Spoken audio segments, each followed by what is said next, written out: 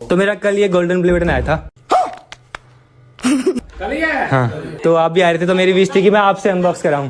मस्त प्लान है। नहीं तो आप ही करोगे sir please, sir please, sir please, आप ही करोगे sir please.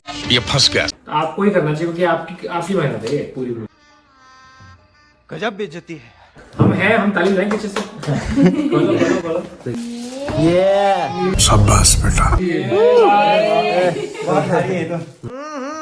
Raja G Clapping.